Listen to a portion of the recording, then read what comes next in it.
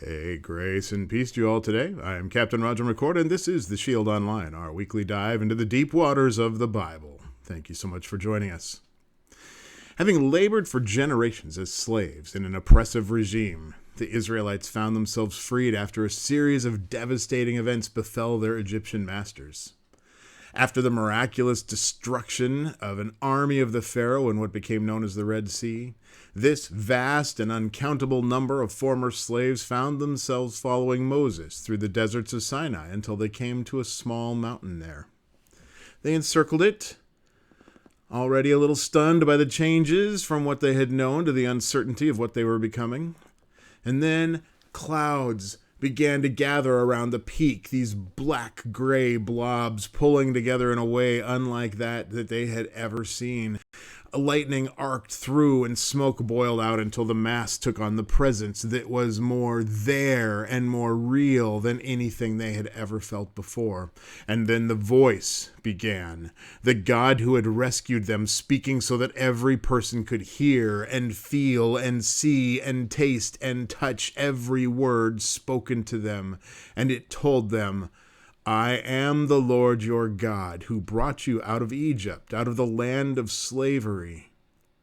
And those words rung in their ears and shook their souls as the Lord presented the opening details of a covenant for them, one for them to join where they would become the people of this God. But let me pause to tell you a quick story. You've probably heard this one before, but try to hear it for the first time. Genesis chapter 3, verses 1 through 6. I'm reading today from the New International Version, 2011 edition. Now the serpent was more crafty than any of the wild animals the Lord God had made. He said to the woman, Did God really say you must not eat from any tree in the garden? And the woman said to the serpent, We may eat from the trees in the garden, but God did say, You must not eat fruit from the tree that is in the middle of the garden, and you must not touch it, or you will die.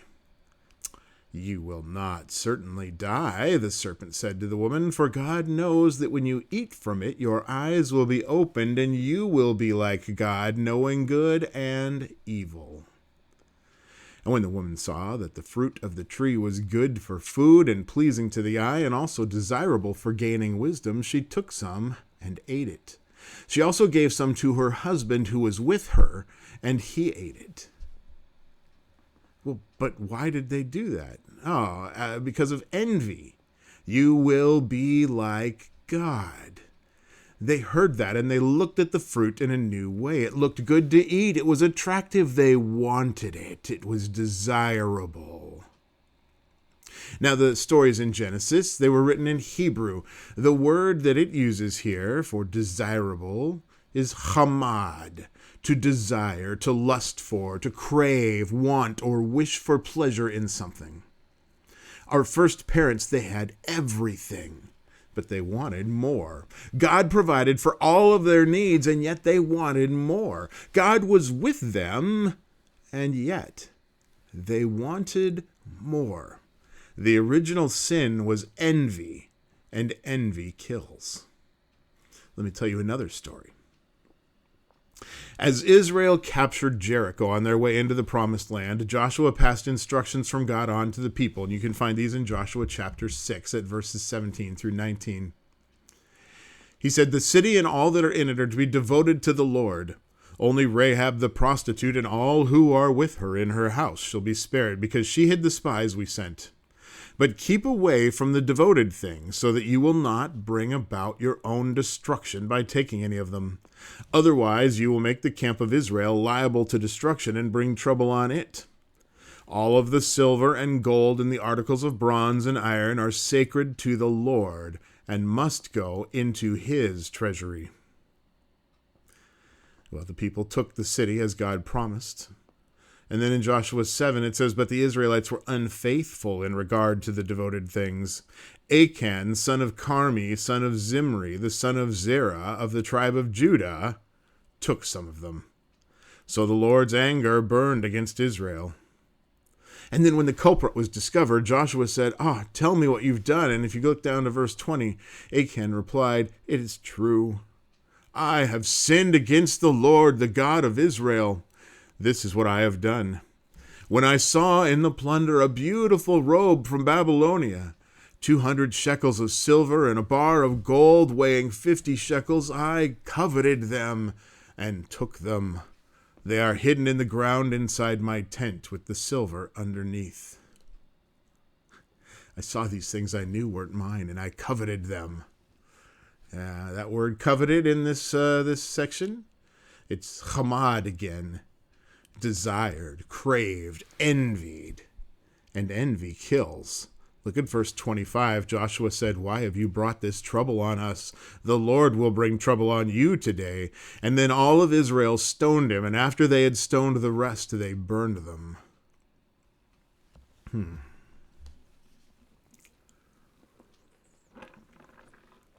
I have another story. In the early days after his resurrection, the followers of Jesus lived in unity. Look at Acts chapter 4, verse 32 to start off. It says, "All the believers were one in heart and mind. No one claimed that any of their possessions was their own, but they shared everything they had. With great power, the apostles continued to testify to the resurrection of the Lord Jesus, and God's grace was so powerfully at work in them that there were no needy persons among them. For from time to time, those who owned land or houses sold them, brought the money from the sales, and put it at the apostles' feet, and it was distributed to anyone who had need. Joseph, a Levite from Cyprus, whom the apostles called Barnabas, which means son of encouragement, sold a field that he owned, and brought the money and put it at the apostles' feet. Now, those who had more shared with those who had less, and everyone had what they needed." You know what? Take that in for just a moment. Because they were followers of Jesus, those who had more shared freely with those who had less, so that everyone had all that they needed. This, we are told, was an expression of living out God's grace. As an American, I have trouble wrapping my brain around that, because that is contrary to our culture, or perhaps I should say that our culture is contrary to God's grace in this area. Those who had more shared with those who had less, and everyone had what they needed. Those who sold what they had received some praise for it, but that wasn't why they did it, or at least it wasn't why most of them did it. Look at Acts chapter 5, verse 1. "Now a man named Ananias, together with his wife Sapphira, also sold a piece of property. With his wife's full knowledge, he kept back a part of the money for himself, but brought the rest and put it at the apostles' feet." Why would they do this? Well, apparently they envied the reputation Barnabas had, but they craved the money as well. Verse 3, Peter said, "Ananias, how is it that Satan has so filled your heart that you have lied to the Holy Spirit and have kept for yourself some of the money you received for the land? Didn't it belong to you before it was sold? And after it was sold, wasn't the money at your disposal? What made you think of doing such a thing? You have not lied just to human beings, but to God." When Ananias heard this, he fell down and died. And great fear seized all who heard what had happened. Then some young men came forward, they wrapped up his body, carried him out, and buried him. Now, for a short time, it seems, Sapphira managed to remain unaware of what happened, because verse 7 says about 3 hours later his wife came in, not knowing what had happened. And Peter asked her, "Tell me, is this the price you and Ananias got for the land?" "Oh, yes," she said, "that is the price." And Peter said to her, "How could you conspire to test the Spirit of the Lord? Listen, the feet of the men who buried your husband are at the door, and they will carry you out also." And at that moment she fell down at his feet and died. And then the young men came in, and finding her dead, carried her out and buried her beside her husband. They gave in to their envy, and ultimately it killed them. Envy kills. It harms those who envy, and it harms the community that they are part of. On that day, when the Lord spoke to the people massed around that mountain in Sinai, A very explicit direction was given to remind them to be on guard against being ruled by envy. Exodus chapter 20, verse 17 says, "You shall not covet your neighbor's house. You shall not covet your neighbor's wife, or his male or female servant, or his ox or donkey, or anything that belongs to your neighbor." Covet, in each one of these cases, is that same word, chamad, desire, crave. It is a command and an explanation. Where it says not to covet your neighbor's house, it's not talking about the place in which they live, although that would be included. Instead, it is referring to the entirety of the household. People, belongings, status, those things are theirs. They are part of that household. You have your own. This command, "You shall not covet," is about wishing to take pleasure in something that isn't yours. Way back in the Gospels, in the New Testament, towards the end in the epistles, there is a letter from James. And in James chapter 1, verses 14 and 15, it teaches that each person is tempted when they are dragged away by their own evil desire and enticed.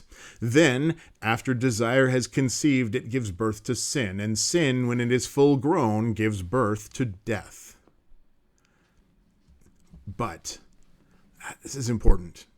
It's not wrong to want things. It's not bad to want more or to obtain more. It becomes a problem when you are not grateful for what you have, when you don't realize you have enough, when you want what someone else has rather than wanting what you have. Do you see the difference? And if you want it just because someone else has it and you want to be just like them, you should consider the brokenness of that desire in the light of other commands, such as God being the only proper object of worship, or the one that says not to make idols. Did you know the Bible tells us about all kinds of things that we are encouraged to covet? For example, Psalm 19, verse 10 says this about God's commands. "They are more precious than gold, than much pure gold. They are sweeter than honey, and than honey from the honeycomb." And in this verse, precious, it's also that word, chamad. We should crave God's instruction above all treasure and revel in how it sweetens our lives. In his letter to the Corinthians, the Apostle Paul says we should all covet the gifts God gives us, even that we should desire the greatest gifts. That's not about envying or coveting what belongs to someone else, but about wanting what we have or could be given. We are assured that the Lord wants our lives to be abundant and overflowing with all that we need, if we choose to follow God's ways. Hebrews chapter 13, verse 5. "Keep your lives free from the love of money and be content with what you have, because God has said, 'Never will I leave you, never will I forsake you.'" Never will I leave you, never will I forsake you. That's God saying that. It's a promise from God. But hey, if the presence of your Creator is somehow not enough, well then how about we follow this from Romans 8, verse 32. "He who did not spare his own son, but gave him up for us all, how will he not also, along with him, graciously give us all things?" By trusting God and desiring what is ours rather than what others have, we, as heaven's heirs, will have all we could ever dream of in the end. And we have God, both now and forever. There isn't anything more we could want, is there?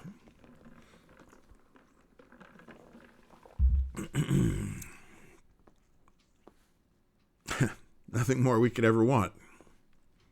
Everything we ever need at our just like Adam and Eve.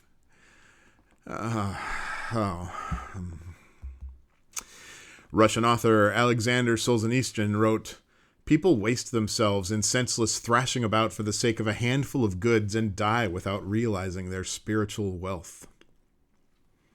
Another philosopher, this one a little farther back, a guy named Epictetus. Let me re-say that. Epictetus. Yeah, there we go. Epictetus once said, "Wealth consists not in having great possessions, but in having few wants." Now, the 10th word The 10th word, the 10th commandment, it helps teach us the first step towards achieving all of God's commands. Don't waste your thoughts or energies craving what others have. Instead, rejoice in what you have. Dr. John Oswalt says the commandment is speaking to that insidious conviction that if a little is good, more will be better. Mr. Buchanan, my middle school shop teacher, probably didn't realize he was teaching us theology, but he absolutely held to and proselytized that very same principle. If a little is good, more will be better. In fact, he proselytized how wrong that was. And when we were about to use glue or solder paste or something similar to help stick our shop pieces together, he would always tell us to remember the moron theory. The moron theory says if you put more on, things will stick better. In reality, putting more on hurts what you're trying to achieve. So anytime Mr. Buchanan brought out the glue, he would lay this theory on us. He would fix us with a very serious stare through his big plastic safety goggles, and he would say, "Don't be a moron." God's 10th word reminds us that wanting, having, or getting more than we need never helps, and it often hurts. Colossians chapter 3, verse 5 says, "Put to death, therefore, whatever belongs to your earthly nature, sexual immorality, impurity, lust, evil desires, and greed, which is idolatry." Did you catch that? Coveting the wrong things, indulging your greed, that's idolatry. It is worshiping something other than God. It is worshiping something in God's place, actually. It's having God's presence and saying, well, this is nice, but I really need more.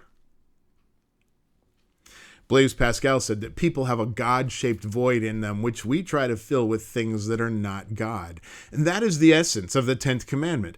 God is there providing all we need, but then we look around saying, well, but look what that person has, as if our having that would be better.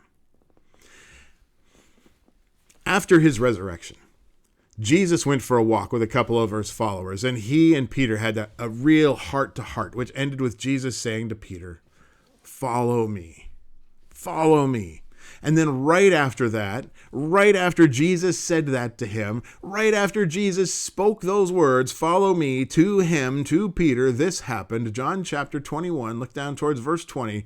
It says, Peter turned and saw that the disciple whom Jesus loved was following them. And when Peter saw him, he asked, "Lord, what about him?" And Jesus answered, "If I want him to remain alive until I return, what's that to you? You must follow me." Jesus getting a little snippy. But can you blame him? He says, "Follow me," and not even a second later, Peter's not following him anymore, is he? Follow you, right, but what about that guy? It's like he's worried that the other guy is going to get a better offer. "Hey, Peter, follow me into a life of suffering. Beloved disciple, you can come with me to the ice cream shop." Now, I shouldn't pick on Peter because this is exactly the sort of thing that I do all the time. And if you're thinking badly of me and old Peter, I suggest you get a mirror so you can see someone else who has the same problem, because we all do it. You cannot fix your eyes on Jesus to follow him while you're looking to compare yourself to others. As Jesus taught in Matthew 6:24, no one can serve two masters. Either you will hate the one and love the other, or you will be devoted to the one and despise the other. And then he said, you cannot serve both God and money. And it isn't just money, is it? Those two things you can't serve together come down to a choice of striving to be who you were created to be, or trying to become someone or something else. When Paul was instructing Timothy on how to be a good pastor and a better follower of Christ, he offered him this advice. This is 1 Timothy chapter 6. You'll find it in verses 6 through 9. He said, "Godliness with contentment is great gain. For we brought nothing into the world, and we can take nothing out of it. But if we have food and clothing, we will be content with that. Those who want to get rich fall into temptation and a trap, and into many foolish and harmful desires that plunge people into ruin and destruction." Contentment is great gain, but foolish desires lead to destruction. Does that sound familiar? Oh yeah, we started with a verse that says the same thing. Exodus 20:17. You shall not covet your neighbor's house. You shall not covet your neighbor's wife, or his male or female servant, his ox or his donkey, or anything that belongs to your neighbor. Well, who is your neighbor? Well, in this instance, that word neighbor refers to any other person, not just one who lives near you or comes from your tribe. What does this say then? It says, don't envy what anyone has. Value what you have. But you say, well, all I want is what I've got coming. All I want is my fair share. Well, I've got news for you. There is no cosmic right to obtain what you think are equal shares of the good things in this life. We don't all get the same talents, abilities, or opportunities. There is no karma wheel turning until we each get the same number of rides through every possible outcome. Sometimes some people seem to get more good things in this life than others do. That doesn't make their lives better or your life worse. That makes their lives theirs and your life yours. You need to focus on being you. Jesus taught, this is Matthew 6:25, therefore I tell you, do not worry about your life, what you will eat or drink, or about your body, what you will wear. Is not life more than food and the body more than clothes? Is life about feeding our greed, or is it about celebrating our God, creation, and our lives? I started this morning by telling you 3 stories. They were each about people who chose greed over God. What people wish for has a major role in what kind of society they create. In the 10 words, those things we refer to as the 10 Commandments now, in the 10 words, God tells us what kind of society we should have. And it's one where our choices allow God's grace to work so powerfully in us that there are no needy persons. Our refusal to show that kind of grace in any circumstance is a sin. Every sin against a neighbor is a sin against our God. Everything we take or wish we could take from others, anything we wish we had instead of them, or that we wish we had so that we would be just like them, these are all barriers to relationships and community. They are a barrier between us and God. Coveting what others have keeps us from being all that we were created to be. It keeps us trying to become someone or something other than what we are. It is envy that leads us to death. Let go of that. It doesn't need to be this way. Instead, try this. Listen to the words of God. You be you. It's who you were created to be, who the Lord created you to be. Trust that God knew what God was doing. Trust God. Follow Jesus. Be you. I'm going to let you take that with you for this week. We've got one more week in the 10 Commandments. I know you're thinking we just did number 10. How could there be more? Well, you know what? There is one more command that we need to be aware of and how all these things come together. So, keep this in mind.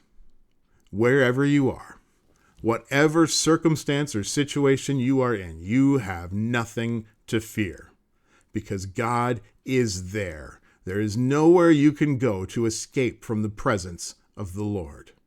Just turn and go with God. And may grace and peace be with each and every one of you in the coming week. I'll see you next time.